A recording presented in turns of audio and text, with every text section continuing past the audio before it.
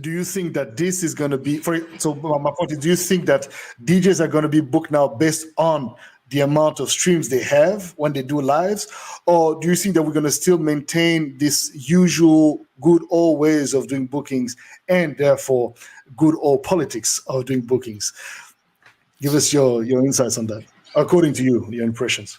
Look, personally, I don't think our booking policy will change much. But if you look at the most of the industry, and I'm not talking us because like I think most of us here, we're still kind of part of the underground in a way. Like it's still niche. We're not the mainstream. Even when we do well at our own level. And so I think the mainstream anyways has never been focused on the right statistics. So if they want to start looking at streams instead of looking at likes or followers, good for them. But for us, I think what's great with the lockdown and everything is that at the beginning, some of us were really pessimistic about what was going to happen, about the creative outputs of our fellow artists and how it was going to maybe, like if people cannot see you, do you even exist in a way? But what we've seen is that, first of all, artists have been more and more involved. And what we've seen is, for example, when Pioneer came out with the new CDJ 3000 or something, a lot of people were kind of teasing them in the comments, like, you guys chose the perfect time. No one is playing anymore. Why do we need new turntables? And actually, we were speaking with one of the piano guys, and he was telling us that they never sold more turntables than now, because everyone wants to be a DJ, everyone wants to do their own live streams. Artists who were already playing but didn't have their own setup at home had to get one, because that's where the music was now. So we have more and more artists. Like, we had already a lot, but now we have, I think the barrier to entry has been lowered. So we have more and more creative output. And I think when it comes time for us to start booking events again, I'm really looking forward to it, because we have more and more diversity, more and more creativity. And that's honestly, at some point before all of this craziness started to happen, things were sometimes a little stale, with some of the same names coming, the artists releasing some of the same music. And I'm hoping the situation kind of shakes things up a little bit and gives us a bit more time to consider what's important. Okay. All right. Vanco, what do you think has been taken as far as the lesson from this whole COVID, especially you guys in SA? I think there was a point where I was starting to see you guys, especially in December, DJing again. At least some guys were DJing a lot, and they were like traveling internally within the country and outside as well. How do you think that these parties, according to your impression, played a role in maybe aggravating the state where you guys are at, country-wise? And do you think it's going to delay the possibility for you guys to get back to DJing again in front of a public, of course? Hey man, with this whole pandemic, the level of uncertainty is so high. Today you're back in business, tomorrow you're out of business. But then what I've learned for us as performers back here in South Africa, I think it's the time where you need to go back to the basics and start networking again. Because this is just me. There's so many promoters that were doing events before the pandemic. And then when here in South Africa, we had our lockdown in March. So there were promoters doing business before March. And between March and I think it was around October, when events started kicking in, there were new promoters in the game. The game has changed already. You're like, oh, there's this new party here. People are trying something different. And you realize that between March and October, other people were building their events. Could be live or could be content creation or whatever. But bottom line is you find that you're an artist. I myself, I realized that I was dealing with new promoters, started dealing with new promoters and having to learn that people who were doing certain parties aren't doing those parties again. Certain venues closed, they couldn't open. They were hit so badly. There were new owners in. So now you have to go back to the drawing board and start networking again. So it kind of feels like, wow, I'm starting afresh. But then at the same time, if you were doing something and being proactive during lockdown, it works for you in your advantage. So that the old promoters and the new promoters and generally the people are aware of what you're doing, and it puts you in a different space. So that's my lesson, but not to cut you, but I appreciate what you just said, which makes absolute sense. But now relating to the nightlife itself and to events, because obviously there is a fable that, and I mean, some of it is true. Supposedly the virus is not hitting the continent exactly the same way it is hitting people decide, so people are not as affected supposedly. But anyway, I'm not a scientist, so I cannot advance this kind of information as if I knew what I'm talking about. But there's this belief that in Africa we are not suffering from this thing, man. This is not for us. So it's like, do you think that this mentality and this approach and the eagerness to get back to work, and obviously getting a breath of fresh air, especially having had to deal with all this confinement and restrictions, kind of got the whole scene to be too greedy and went out too fast, too hard, too much, too quickly? And do you think that eventually, because eventually this is messing up the business of all the old and the new promoters? Because if people start dying left and right, and your cases are supposedly now, because do you not understand that because of you guys, we have now we have a different variant. They call it the South African COVID. It's like, hi, what are you guys doing? Oh my God, come on. Maybe Greg, you and Cuebur could also intervene on this, because I think it's for you guys in SA. But like, come on, explain to me how is that making sense to anybody that, let's preserve our industry, because if we rush into it right away, we're gonna mess the business up. Do you think it's because of people imagining that it's not touching, Africans? Okay, from our point of view, initially that was the vibe, that it's not touching African.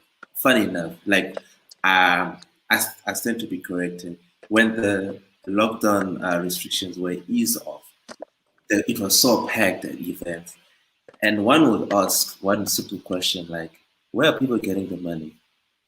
It's like some people lost jobs, one, and then two, but there's people at Groove. There's more and more people coming for Groove. That was the first wave. And then just weeks before the recent lockdown, people were scared now because of the second wave. And then and media also, it was also in news. I mean, it was just like out there, like, guys, there's a second wave coming in. So that's that mentality of this as Africans, this thing doesn't affect us. It's gone now. Things changed, things changed. And now we're here. So that's how so I wouldn't know from now, because now, from then until now, more jobs have been cut, less disposable income. So I wouldn't know what to say. I can't predict anything. The level of uncertainty is high. Greg, according to your expertise and your knowledge on the business aspect of the industry, how do you think what's the potential of the industry in South Africa as a whole to recuperate from the heat and the blast of the aftermath of this whole thing? Well, I mean, just a couple of things. First, um, uh, so the first thing is, it's important to understand, um, the the global politics that come with an event like this, right? That thing that was called the South African, or that's now being called the South African strain. It supposedly started in London, and in 2 days, that whole thing changed to South Africa. So the point is, it doesn't matter where this thing comes from. People are dying. So that's the first thing, right? The second thing is, it has affected lives and changed people's families. I mean, myself and 90% of my family, survived COVID. I'm talking about my little girls there. I'm talking about, my partner in life. I'm talking about my son. We had COVID, so it's a serious thing. So that you guys survived. Thank you, blessings, and you, brother, and you. I took the strength from you. Brother, we're in this together. Yes, sir. So it's quite serious, and it's quite serious where where our minds are at, where this thing is concerned. A few people with lots of money, lots of power, and lots of influence will talk about where vaccines are, how much they cost, who's developing the vaccines, and so forth and so forth. That's a conversation that very few of us can influence. But what we can influence is the people who consume us, the people who follow us, the people who do things because we say so. Those things are very important. We underestimate the influence that we have as artists, as producers, and as creatives. Boddhi, if you put out an ad, and you say, my show starts at X time, tune in, and thousands of people click and they tune. We shouldn't take that for granted, because when you say to people, come and do this thing, and they come. When June opens its doors and the club is full, those are people who came because they listened to what you said. So what you say matters. So those things are very important. So the only way we are going to come out of this thing, fighting fit and strong, is going to be understanding the amount of responsibility that comes with the influence that we have. Of course, we want the clubs to be full. Of course, we want all of these things to happen. But unless otherwise everything else is taken care of, COVID protocols, and all the things that need to be done, then we run the risk of destroying our industry forever. This has moved us into a different space. I mean, if you think about it from a different perspective, and Adrien, you were talking about Pioneer selling a lot of turntables, since this thing. Essentially, what this means, Boddhi, for a guy like you, is I could book you for 5 different parties at people's homes, because if I had never had the opportunity to go and see, Boddhi Satva perform at a club, and all of a sudden he can perform for my birthday party with me and my 20 friends at my house. And yes, I understand that it cost me a little bit of time. It's a different experience. And these are things that we need to be looking at, because, whilst we take our energy from the crowd, and whilst we take our inspiration from the crowd, and whilst we love being amongst the crowd, we should not be only dependent on physical contact, with people, because this is what happens when we can't be physically connected to people. So we've got to bring in the tech in the space, like I was saying earlier, and we've got to bring in, different innovative ways. I mean, Vanco, you would love to play for, someone in Mali who loves your music and has, 25, 30 other friends who love your music, and they have a house party, and you are, being beamed on a screen, and that's what you're doing. So so it opens up quite a lot of opportunities. The tech thing I can't express and emphasize more, that's going to allow us to be in many different homes, many different clubs, many different places, many different spaces. And that is the opportunity. And by the way, there's also this,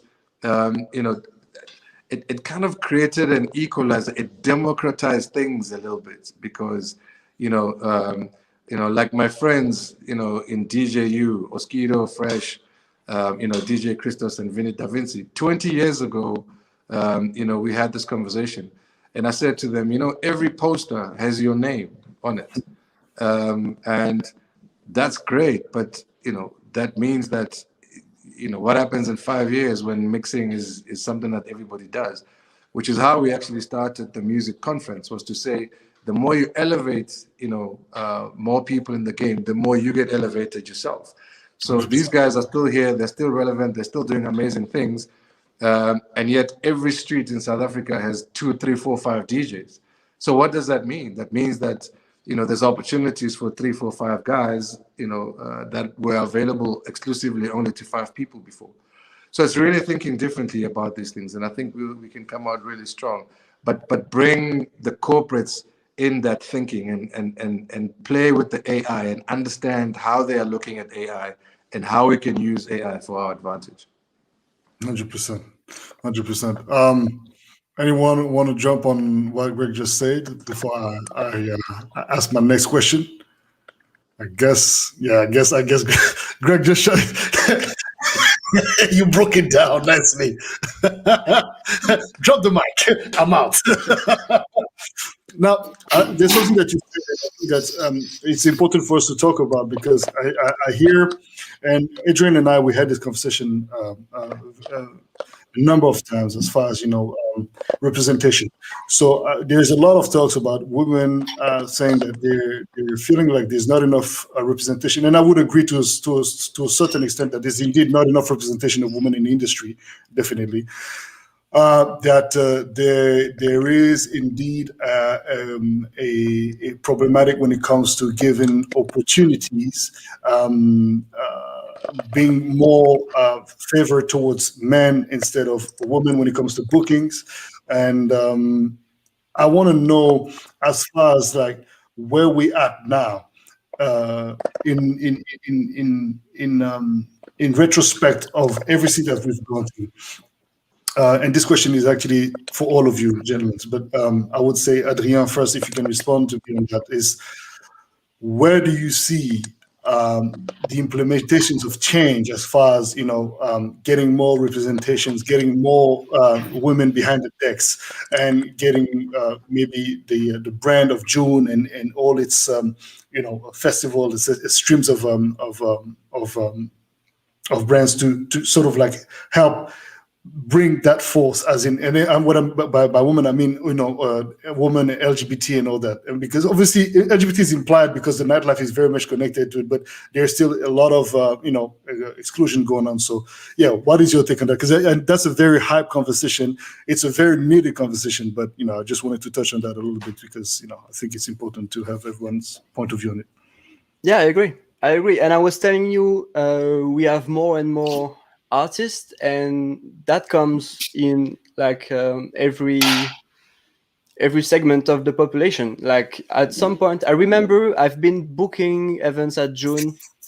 I've been like the artistic director since 2013, and I remember in the beginning, some of the promoters we were talking to, when we were suggesting some names, we often had the it's not like we're not looking at every booking like, okay, you booked a guy, next time you have to book a woman. But sometimes I like to look at the overall state of the program and like, okay, so let's look at the next, 6 months and what happened. Are we happy with it? And so I was having the talk with some of our promoters and I was like, look, I think, and you've been booking, for example, only house producers from New York. And like, we love that sound and we love that style, but house music is so wide. Why limit yourself? And at some point I was telling them, look at Chicago, look at Detroit, look at South Africa, look at so many places where we have so many great artists to look at. And at some point, I remember having a conversation with a promoter, and I was telling him, I noticed you only booked male DJ, like guys at your events. And have you looked at, I don't know, at the time I was like really focused on what KN was doing from Detroit because she's badass.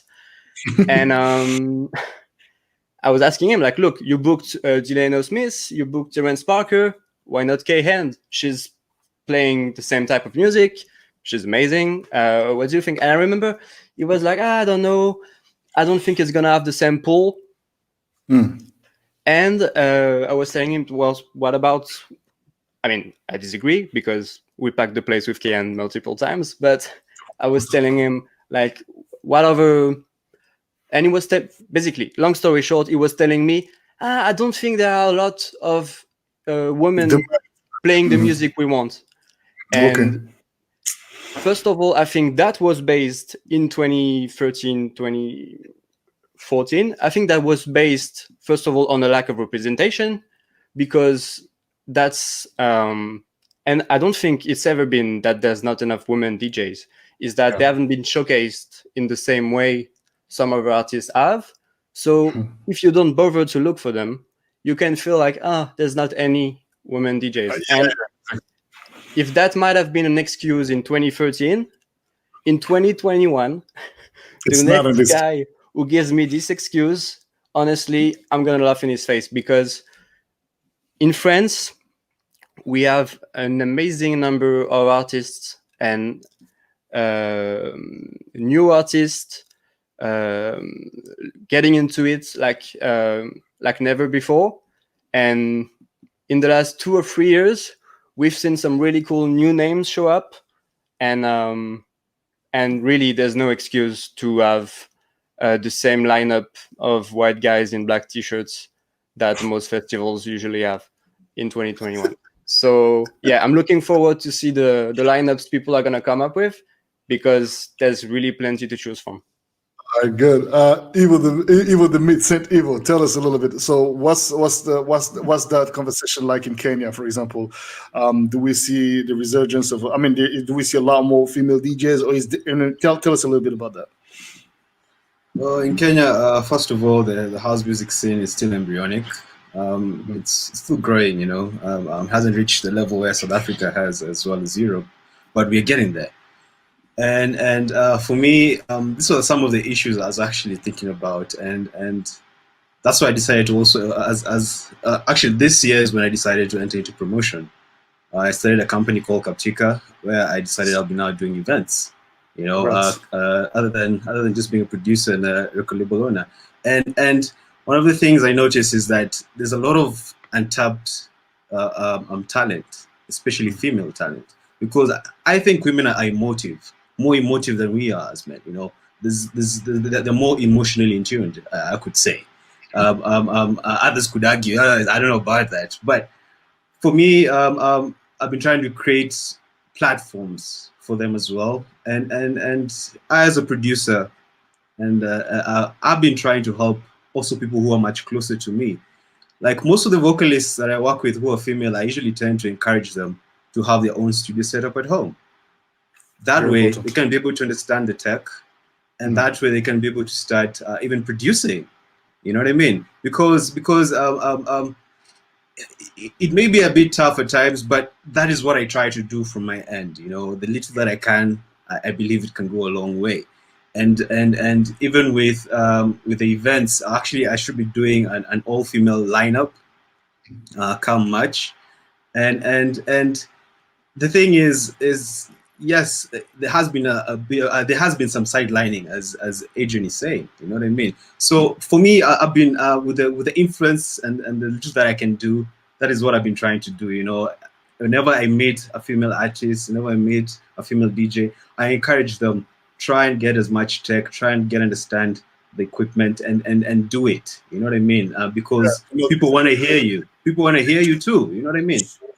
And this question is for all you guys, including myself, to answer too. But would you think that then, continentally, if we're talking about the African continent, would you say that, first of all, DJing is not necessarily perceived as a job still to this day? If you go to your father and your mother and say, I'm going to be a DJ, he'll be like, hey, look,